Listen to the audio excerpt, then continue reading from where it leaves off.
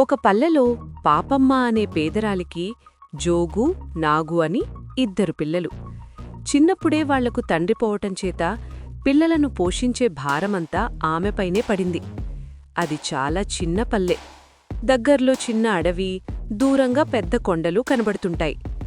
పాపమ్మ సాధ్యమైనంతవరకు ఆ అడవిలో మూలికల్ని, ఔషధానికి పనికొచ్చే ఆకుల్ని ఏరి ఆ గ్రామంలోని వైద్యుడికి తెచ్చి ఇచ్చేది. అతడిచ్చే తృణమో పణమో పుచ్చుకుని అలాగే కాలం గడుపుతుండేది. జోగు, నాగు 16, 12 సంవత్సరాల వయసు వాళ్లయ్యారు.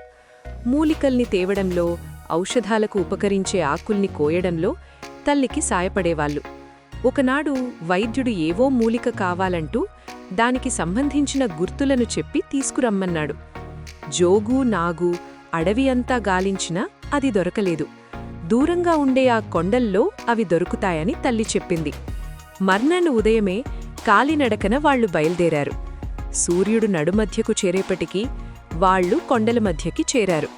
మంటలు రేపుతున్న ఎండలో, పొగలు గక్కుతున్న ఆ బండరాళ్ల మధ్య ఇద్దరూ మూలికల కోసం వెతికారు.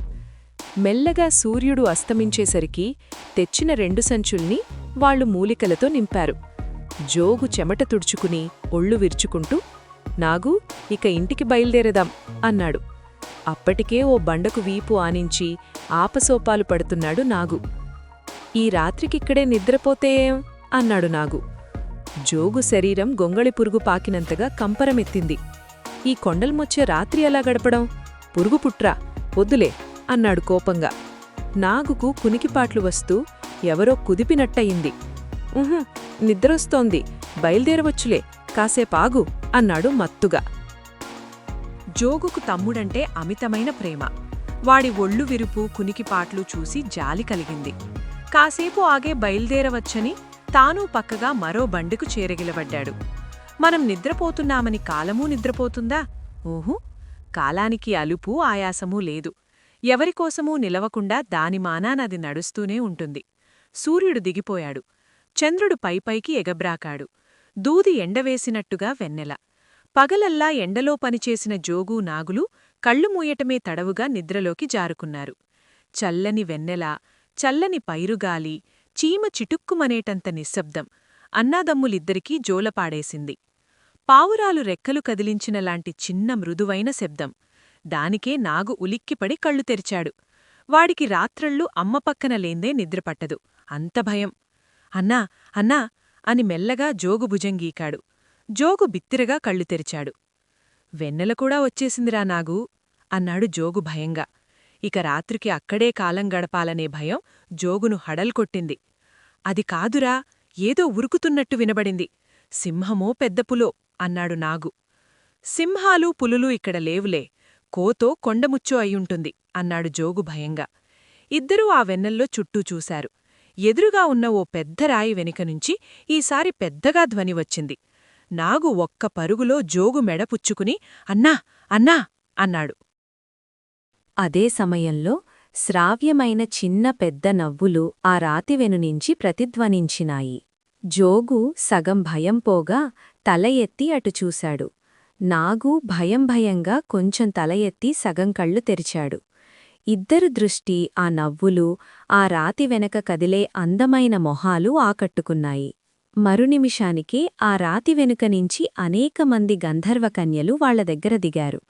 అందమైన మొహాలు, కిలకిలమనే నవ్వులు జోగూనూ నాగూనూ స్థిమితపరిచాయి.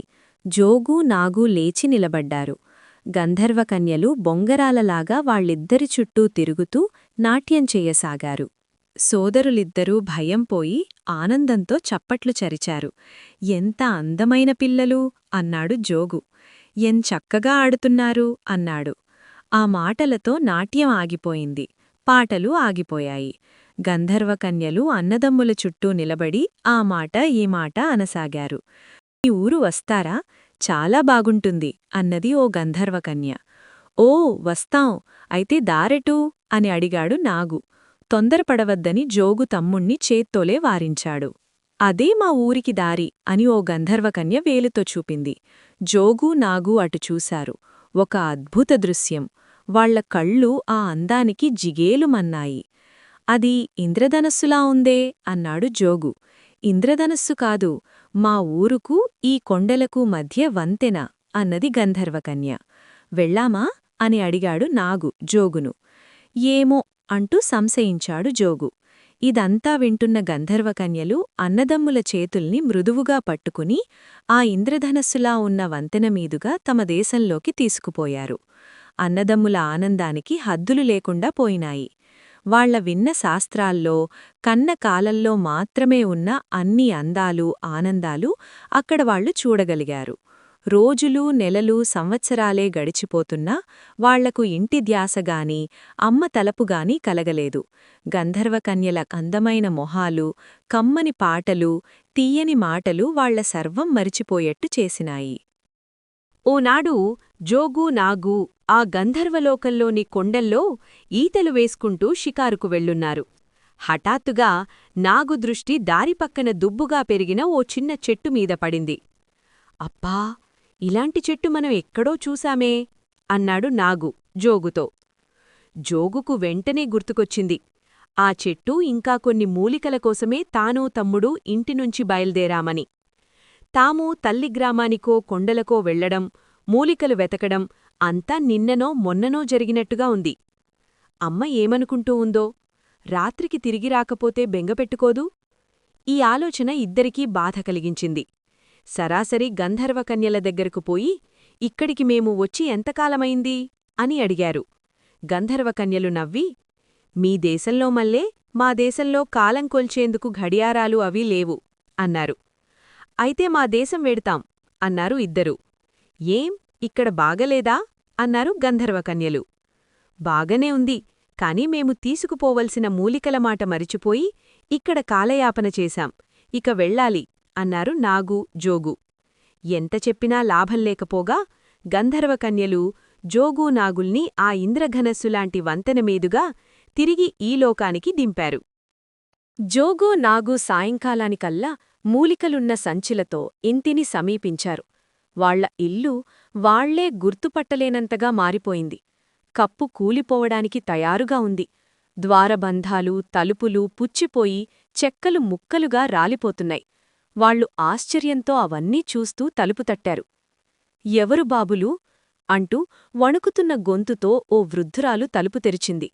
ఓ క్షణం రెప్పవెయ్యకుండా చూసి, మీరా, నా నాన్నలు, బాబులు 12 సంవత్సరాలు గడిచినా ఆ వెళ్లిన రోజున ఎలా ఉన్నారో అలాగే ఉన్నారు అంటూ కౌగిలించుకుంది. జోగు నాగు వెక్కి ఏడ్చారు.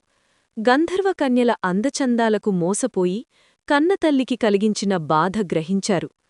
ఇదిగో ఈ సంచుల్లో మూలికలున్నాయి, చాలా తెచ్చాం అంటూ తల్లి చేతికి వాటిని ఆందించారు. ఇన్ని సంవత్సరాలు తర్వాత ఇంకా ఆ మూలికల ఉపయోగం ఏముంటుంది నాయనా? అవి ఎండిపోయి ఉంటాయి. మీరు తిరిగి వచ్చారు, అంతే చాలు అంటూ పాపమ్మ ఆ సంచులను అందుకుని లోపలకు చూసింది. ఆమెకక్కడ మెరుస్తున్న ముత్యాలు, రత్నాలు కనబడ్డాయి. ఆశ్చర్యంతో సంచిలో చెయ్యిపెట్టి ఒక గుప్పెడు బయటకు తీసింది. ఎండిపోయిన ప్రతి మూలికకు, ఆకుకు నిండుగా ముత్యాలు, రత్నాలు గుప్పబడి ఉన్నాయి. అంతవరకు ఆ సంగతి తెలియని జోగు నాగు కూడా ఉప్పొంగిపోయారు. పాపమ్మ కళ్లవెంట ఆనంద బాష్పాలు రాలినాయి. ఇద్దరు కొడుకులను గట్టిగా కౌగిలించుకుని ముద్దాడింది. ముత్యాలు, రత్నాలతో తిరిగి వచ్చినందుకు అమ్మ ఆనందపడుతున్నదని జోగు నాగా అనుకున్నారుగాని, ప్రాణాలతో తిరిగి వచ్చిన కన్న బిడ్డల్ని చూసుకుని తల్లి ఎక్కువగా ఆనందపడుతున్నదని ఆ పసివాళ్లకు తెలియదు కదా. కథ నచ్చితే లైక్ చేయండి, మిత్రులతో షేర్ చేయండి. మరిన్ని ఆసక్తికరమైన కథల కోసం